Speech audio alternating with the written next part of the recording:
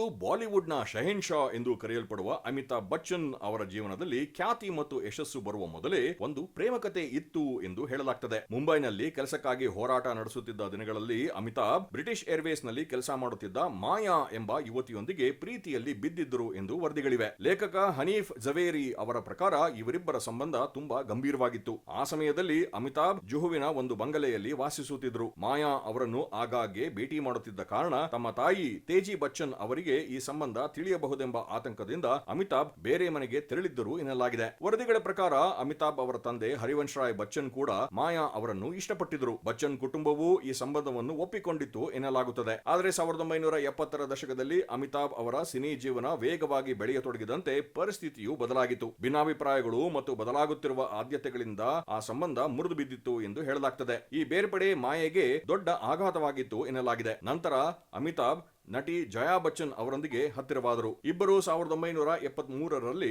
ವಿವಾಹವಾದರು. ಇಂದು ಅವರು ಬಾಲಿವುಡ್ನ ಅತ್ಯಂತ ಪ್ರಸಿದ್ಧ ದಂಪತಿಗಳಲ್ಲಿ ಒಬ್ಬರಾಗಿದ್ದಾರೆ. ಆದರೆ ಸೂಪರ್ ಸ್ಟಾರ್ ಆಗುವ ಮುನ್ನ ಅಮಿತಾಬ್ ಅವರ ಜೀವನದಲ್ಲಿದ್ದ ಈ ಪ್ರೇಮ ಕಥೆ ಇಂದಿಗೂ ಅನೇಕರಿಗೆ ಕುತೂಹಲದ ವಿಷಯವಾಗಿದೆ.